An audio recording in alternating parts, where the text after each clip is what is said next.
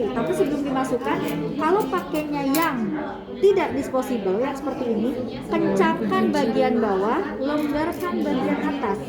Kecuali kalau pakai disposable. Kalau disposable mah langsung longgarkan ya, langsung masukkan. Masukkan spekulum secara obstetri, lihat ke sini. Sambil ibunya tarik nafas ya Bu. Masuk spekulum secara obstetri sampai dengan mentok, baru diputar, tampakkan serviks. Tidak disarankan memutar di tengah jalan karena itu akan membuat sakit pasien. Ya. Cara yang kedua, kalau misalkan vulvanya agak menutup, pakainya cara yang ini. Bantu oleh ini, ya. Tarik nafas ya Bu. Nah, masukkan spekulum ya. Oke. Tarik nafas Ibu. Setelah setengahnya, keluarkan jari kita, lanjutkan sampai dengan mentok, putar, tampakkan serviks. Setelah itu baru kunci. Ya. Saya titip-titip untuk yang spekulum tidak disposable. Kuncinya ini, lihat nih. Ini harus di ganjel tangan, ya. Boleh pakai ini begini, boleh pakai ini begini. Silahkan tekniknya masing-masing. Jika pakainya yang disposable, nggak usah diganjel memang karena aman, ya. Tapi yang disposable tidak boleh tangan kiri lepas, harus gini terus. Biasanya suka lepas sendiri, keluar sendiri. Licin, betul. Apalagi pasiennya ngempit-ngempit. Udah nantinya ya seperti itu. Tapi kalau pakai yang ini tidak disposable, kalau ini sudah tegak, tetap enak nih, kita bisa main tangannya dua. Ya. Setelah itu yang pertama tadi tampakkan serviks. Apa yang dinilai? Kak, curiga kanker atau tidak? Kalau curiga kanker, tidak dilanjutkan pemeriksaan, lanjutkan perujukan. Oke ya. Selanjutnya, jika tadi misalkan tidak curiga kanker, lanjutkan pemeriksaan. Apa yang dinilai ini? Inspeksi dari tadi Kak sudah ya. Kedua, inspeksi dari serviksnya. Ada radang atau tidak? Ya, ada cervicitis atau tidak? Ada ovulan aboti atau tidak? Ya. Terus selanjutnya ada benang IUD atau tidak? Ada polip cervix atau tidak? Dan yang lain-lain. Oke ya. Lanjut lagi ya. Selanjutnya karena kita mau pap smear, ambil kaca objek gelas, ambil spatula air. Ini yang jadi bahan ini ya, masukkan ke ostium uteri externum, OUE-nya ini. Ini yang dijadikan sentral untuk pemutaran. Ini kan harusnya di sini nih. Set nih, mainnya jari kita, ya. Ini juga gini, ya. Masukkan, putar 360 derajat. Jari kita saja yang main. Oke. Ini seolah-olah dibagi dua. Ini untuk ectocervix, ini untuk endocervix. Gimana caranya? Oleskannya agak tidur ya. Satu arah. Boleh dibalik? Boleh. Buang. Ambil sitobras, ya. Masukkan ke ostium uteri externum untuk mengambil lendir serviks yang di endocervix. Masuk, putar 180 derajat. Saya memutarnya ke kanan ya, ke kanan. Ambil, ya. Ini kan begini susah. Ini gini tangannya punten. Tekan, putar, gulir. Tekan, putar. Yang endocervix sampai semua masuk. Biasanya aslinya rata-rata di sini. Aslinya real pasien biasanya di sini. Realnya, ya. Tadi gini ya. Yang tidak boleh gini. Kenapa? Khawatirnya di sini ada infeksi HPP-nya tidak teroleskan karena ada di atas. Ini juga tidak boleh begini. Khawatir lisis. Jadi harus satu arah. Ini kebalikannya. Kenapa kebalikannya? Kalau kita sama ke kanan juga, nanti makin nempel sekretnya di sini, ya. Yang pengolesan terakhir ke sini sampai dengan ke sini itu maksimal 30 detik. Jadi harus cepat, nggak boleh saya nanti dulu deh, ngapa-ngapain dulu, nggak boleh. Khawatirnya nanti jadi negatif palsu, ya. Jadi setelah selesai terakhir, baru segera masukkan ke kaca objek gelas, Ya, kaca objektif masukkan ke alkohol. Rendam minimal 30 menit, perendamannya 30 menit. Ini lihat caranya nih, sesuai dengan sekat-sekatnya. Dokter udah dilihat sekat-sekatnya. Nah, ini dilihat sesuai sekat-sekatnya. Kenapa ada sekatnya? Supaya antara pasien satu dengan pasien lainnya tidak menempel. Tapi nggak bakal lepas-lepas itu Nggak. pasien lagi. Ngalir-ngalir. Enggak. Ya, karena ini Udah disemprot.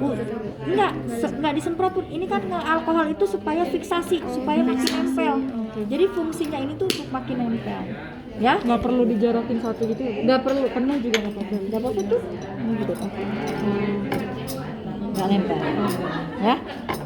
Maksimalnya tidak ada. Minimal direndam 30 menit, maksimalnya tidak ada. Oke ya? Lanjut lagi. Setelah selesai pemeriksaan pap smear, kalau dia hanya pap smear saja sudah selesai.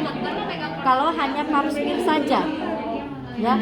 Tetapi kalau misalkan ya tidak bersama pap smear, lanjut IVA, ya berarti lanjut IVA.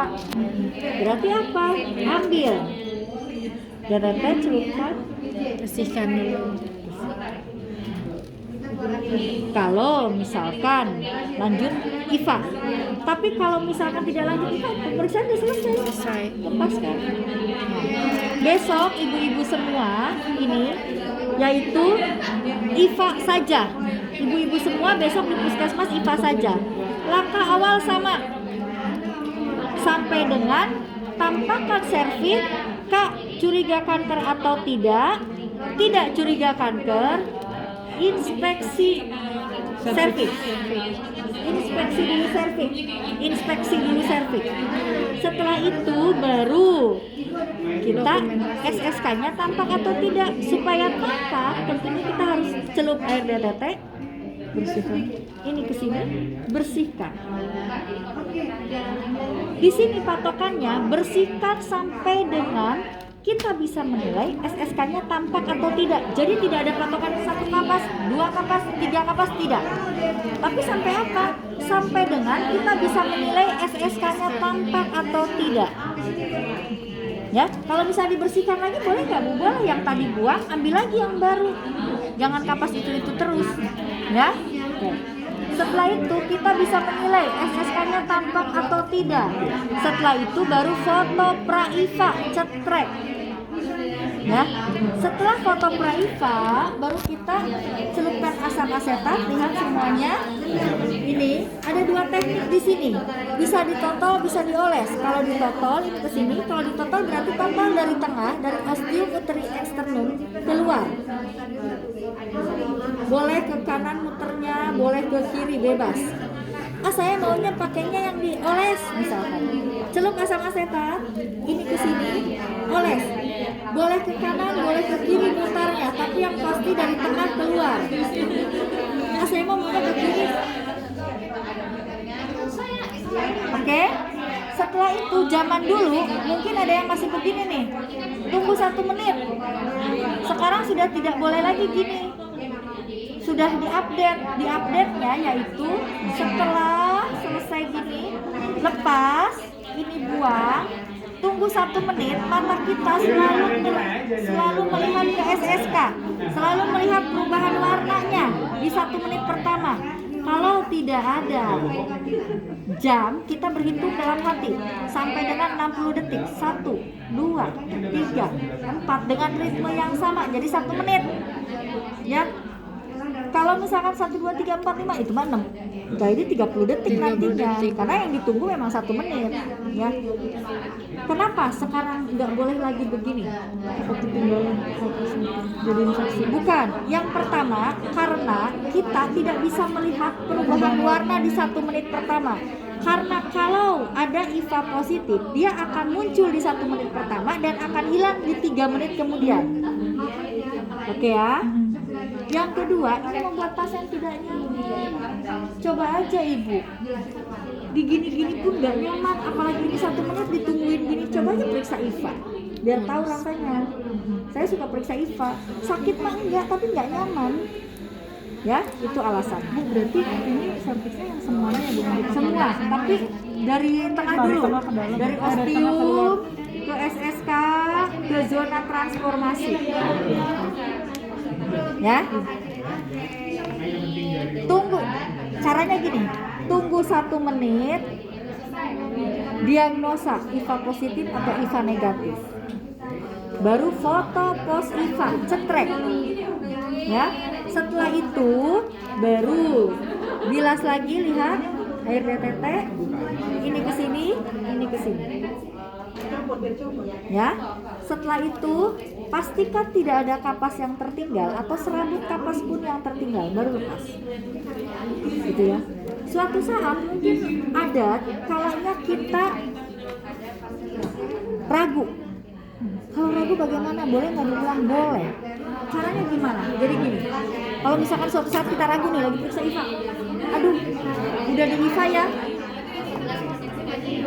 tunggu 1 menit, diagnosa IVA positif, IVA negatif, aduh kok ini ragu ya, nggak kelihatan nih, coba deh saya mau foto, cetrek, kok nggak kelihatan juga ya, ini ya IVA positif, IVA negatif ya, boleh dibilas lagi 2 kali, bilas 1 kali, bilas 2 kali, asam asetat lagi dong, di IVA lagi, cetrek. Tunggu 1 menit, diagnosa IVA positif, IVA negatif, ya. Setelah itu baru di IVA ulang. Tuh.